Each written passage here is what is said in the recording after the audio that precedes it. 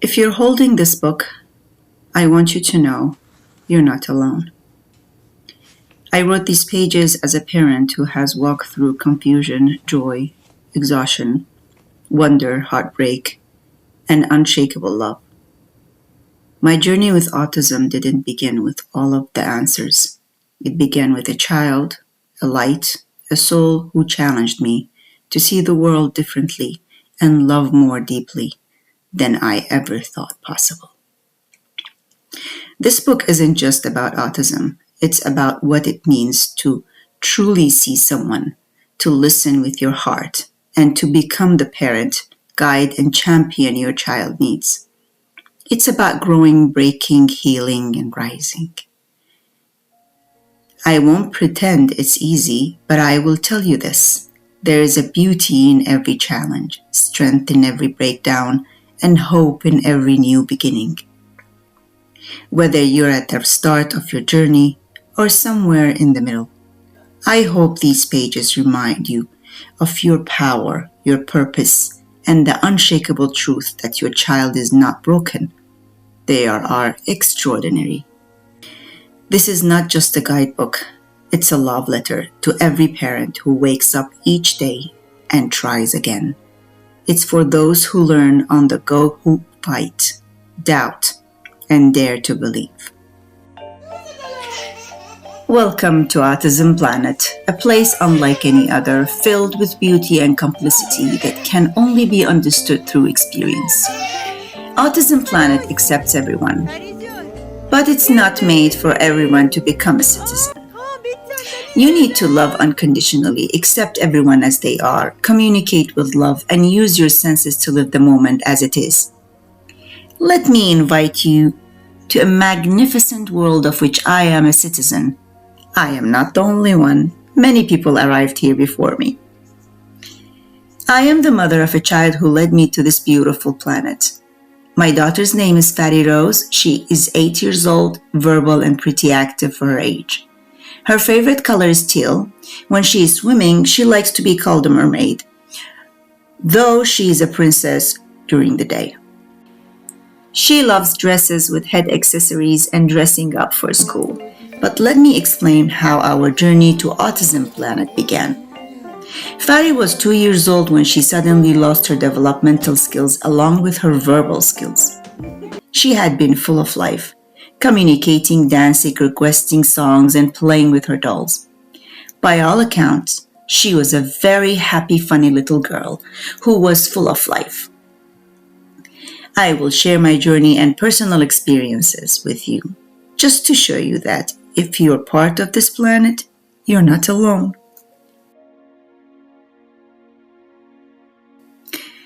One day after having recently moved to our new home, Fatty stopped responding to everyone and everything around her. She simply sat, not moving, requesting toys, or playing as usual. At first, I thought she had a fever or wasn't feeling well. I checked her carefully, but nothing seemed to be wrong that I could determine. She turned into a doll, no soul. It broke my heart. I kept trying to interact with her, but nothing was working. At that time, I was 8 months pregnant with my son. Fatty's yearly checkup was approaching, and I planned to ask her doctor about her sudden changes, hoping and praying she would be okay by then. The appointment date arrived, and we visited the doctor. He asked if she was responding to us, and I explained yes, she usually responds. I don't know why. When we finally reached the appointment, I found myself quietly rehearsing a list of questions in the waiting room, my hands unconsciously smoothing the folds of my maternity dress. The doctor listened with gentle concern as I described the changes in Fatty. He examined her and watched her as she sat quietly on the exam table and asked me about her milestones. His kindness was reassuring, but I sensed his hesitation, a careful weighing of words. I wanted answers, but I realized this journey would require both patience and courage. He explained that sometimes children's development follows unique patterns, and that setbacks can have many causes. Still, the uncertainty was difficult to carry. I left the office with a heavy heart, yet a small flame of hope persisted. Maybe with the right help, we could begin to understand what Fadi was experiencing and find a way forward for our family. He wouldn't say much for two main reasons. First, she was too young to determine a diagnosis. Second, he didn't want to misdiagnose anything that was not his specialty. He suggested calling Child Find and booking an appointment so they could test her and find an answer. This would allow us to register Fadi in school for early intervention if needed. Early intervention. I called Child Find immediately and made an appointment. Fadi Rose, her father, and I went together. The medical staff checked her hearing, development, and behavior. They asked her questions and had her perform actions and do things according to the developmental norms of a 2-year-old ability. The result was not responsive. She seems to be in her own little world, not reacting to the toys or following directions the way they expected. She didn't even respond to her name. The results were heartbreaking. They arranged for specialists to visit us at home for further evaluation. The first was a speech therapist. She loved Fadi interactions, but told us they weren't developmentally appropriate for her age. Next came a family history professional investigating any potential genetic links to developmental delay. She couldn't find anything because Fadi Rose is the first autistic child on both sides of our family. Finally, a psychologist arrived with 2 large bags full of toys. She observed Fadi Rose while asking questions or giving directions and assessed her responses.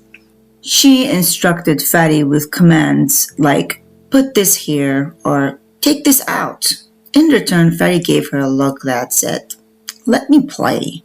The psychologist insisted that Fadi follows directions, and a moment later, something happened that still makes me laugh to remember. Fadi stood up, packed all the toys back into the bag, pushed it toward the door, and then stood up as if to say, "Go, your time is up, lady." I laughed, and even the psychologist was amused by Fadi's reaction. Soon after we received the recommendation, Fadi needed early intervention through the local public school special education classes. She was registered for developmental delay with 1 or more areas of development: physical, cognitive, communication, etc., being significantly below the age expectant milestones. As a parent receiving pages of unfamiliar, hard to understand explanations of what your child is being behind, it can be overwhelming. It's hard to accept that your beautiful child has something wrong with them. Don't get me wrong, those were my thoughts back then. Nothing is actually wrong with them. Every day I realize that something is wrong with the world and the system that defines human ability as boxes to check off a list, without considering that we are all individuals. Each one of us is unique with different experiences, backgrounds, knowledge, beliefs, talent, passion, dreams, and goals. Let us go back to the heartbreaking moment when I was lost. My hormones were not helping, and my pregnancy added to my worries and sadness. With my son's arrival imminent, I was overwhelmed, worried, scared, and lost. It felt like someone had turned off the light. I couldn't see my way. I also feared for my unborn son. Would he face the same challenges? I was bombarded with mixed feelings: sadness, anger, helplessness, and heartbreak, and lots of questions. Whenever I look back on that day, I remember the world around me stopped. I forced myself to focus on my breathing, in and out, just to stay in the moment. I said to myself, she will receive the services she needs in the school for now. Then, when I have had time to digest what I've been hit with, I read about it to understand and help my daughter. First day of school. I had just given birth to my son the day before Fairy Rose started school. I had to get up and be with her because it was her first time being separated from me. We had prepared for this momentous day. Her teacher, Miss Marianne, suggested I wait outside the classroom until Fairy adjusted. Each day we increased her time in school, gradually easing her into the unfamiliar environment.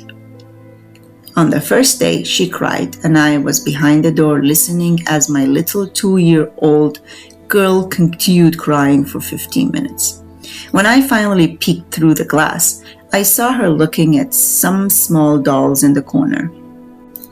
Trying to connect with her, the teacher told Fairy there were even more dolls than these. Fairy looked at her and started crying again. After 5 minutes, she was distracted again by stickers. This time, she grabbed some, started looking at them, and the teacher turned on a song she loved, 5 Little Ducks. That time, she stopped crying for a whole hour. Her progress for the first day was an hour without crying. At the end of her day, which was an hour and a half, the teacher called me to come pick her up, and we went home. Every few days, we added half an hour for her to stay. One day, as I watched through a small window, Fairy began to cry the moment she entered the classroom. As I waited, a boy named Alex approached her, held her hands, and led her to a wall displaying students' photo. He pointed to her picture as if to say, "You belong here." That simple, silent act of kindness calmed her. I was deeply touched. Fairy looked at her picture and wiped away her tears. Then she looked back at Alex and stopped crying together. He calmed her down. What makes this even more touching is that Alex was a highly sensitive individual who disliked being touched by anyone. But to help Fairy Rose, he challenged himself and his sensory issues, stepping out of his comfort zone. A small act of kindness can create an aura of love and harmony in the world. We do not need words to communicate. We need compassion, love, and thoughtfulness. It's as simple as that. That was the lesson Alex taught me. Thank you, Alex. As the days passed, Fairy Rose continued attending school and her connection with her surroundings improved due to the care and the effort of her amazing teacher, Miss Marianne. She was the angel who helped my Fairy Rose escape her personal bubble. We weren't entirely done, but she was making huge strides in her development. We were so happy. The impact of the pandemic. Then the COVID pandemic arrived and changed the entire world overnight. It felt as if time itself had frozen. Streets became empty, playgrounds silent, and life paused in a way no one of us had ever experienced before. For Fairy Rose, the impact was immediate. Her developmental progress slowed, then began to regress. The routines she depended on disappeared without explanation. She could not understand why we suddenly stopped going outside, why school closed, or why the world she knew had changed so drastically. The hardest part was that I could not explain it to her because even we adults did not understand what was happening. We were all waiting, confused, frightened, and searching for answers ourselves. Fairy Rose retreated into a deep silence. There were no words, no requests, and very few reactions, only constant movement. She explored every corner of the house endlessly, as if searching for something she could not explain. I still smile remembering one particular morning. I walked downstairs and found her brother's powdered milk scattered across the floor like snow. Tiny footprints stretched through the house, creating a little trail of adventure behind her. There was chaos everywhere. But hidden inside that chaos was curiosity, intelligence, and life. She was incredibly strategic in her explorations. The moment my attention shifted towards her 3-month-old baby brother, she was already planning her next mission. At the time, I saw destruction, Looking back now, I understand differently. She was not trying to create problems. She was trying to experience the world in the only way she knew how. She was a little soul in motion, learning through touch, movement, and discovery. I realized quickly that both of us needed structure in order to survive that difficult season. I had to create a routine not only for Fatty Rose, but also for myself and my infant son. Thankfully, her teacher became a source of support and guidance. She sent activities home, shared ideas, and continuously helped parents understand how to support their children emotionally during such an uncertain time. She truly was an extraordinary teacher. Slowly, I began rebuilding our days in intention and love. After breakfast, we spent time doing simple learning activities, matching colors, painting, crafting, and sensory play. Then came movement. I bought a small swimming pool for our deck, and both children spent hours splashing under the sun. During lunchtime, I placed colorful fruits in front of her: strawberries, blueberries, watermelon, cucumbers, while exaggerating how delicious and refreshing they were. At first, she ignored them completely. But one day, after watching me enjoy them over and over, she suddenly reached forward and grabbed a strawberry from my hand. That tiny moment felt enormous to me. Soon she began trying blueberries, cucumbers, and many other fruits. That was the beautiful thing about my Fatty Rose. If something was forced on her, she would immediately reject it.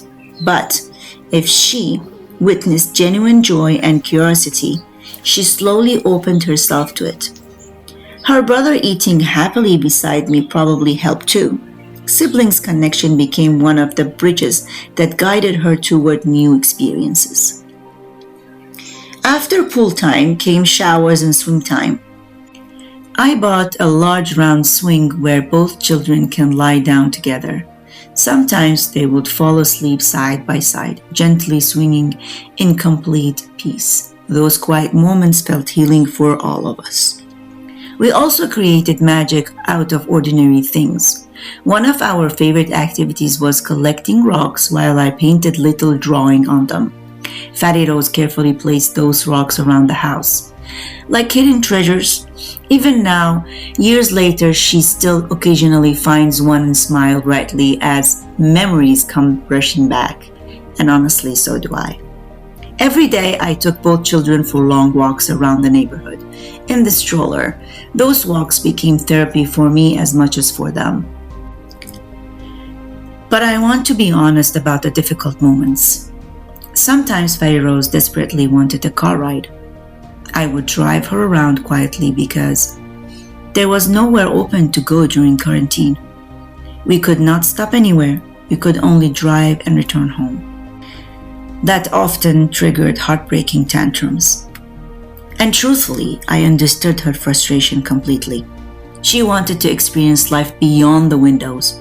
She wanted movement, people, places, energy, life itself. But how do you explain to a child that the world has suddenly stopped?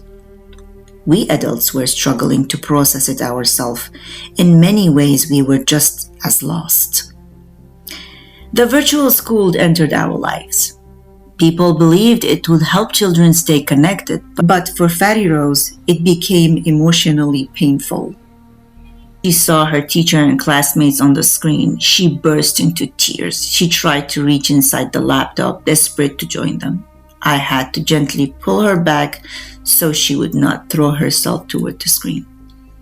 The sessions only lasted 30 minutes, but for her heart, those tiny minutes were overwhelming. After every class, she cried for hours.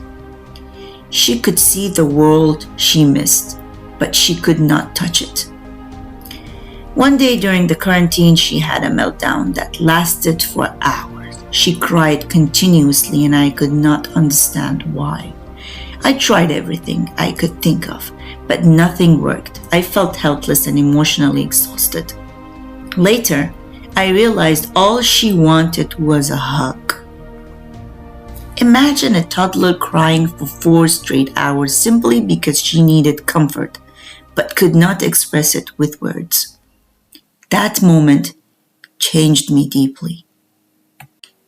It was the moment I decided I needed to share our story with other mothers who were also trying to survive one day at a time, desperately searching for ways to understand and support their children. So I started a YouTube channel. Part of me wanted to document Fatty Rose's journey one day so she could look back and see how strong she truly was. But another part of me wanted parents, especially mothers, to know they were not alone. I wanted them to understand that progress is possible, healing is possible, connection is possible. Our children grow differently, not less beautifully. They need patience, they need understanding, they need consistency, compassion, and above all, love. To be continued. Last but not least, I would like to express my deepest gratitude to A Place to Be for opening its doors and hosting this special event. Over the past year, I have had the privilege of volunteering here, and it has become much more than a place. It is a community built on love, passion, kindness, and acceptance. Every staff member, therapist, volunteer, and family contributes to an environment where children are truly seen, valued, and encouraged to shine. Witnessing the growth and progress of the incredible children in each session has been one of the most inspiring experiences of my life. Their resilience, creativity, and joy have touched my heart and reinforced my belief that every child has a unique gift to offer the world. A Place to Be is a place where hope is nurtured, differences are celebrated, and lives are transformed through compassion and dedication. I am honored to launch my book in a space that reflects so many of the values that inspired me to write it. Thank you for your support, your kindness, and for the important work you do every day. I am truly grateful to be part of this remarkable community. Thank you.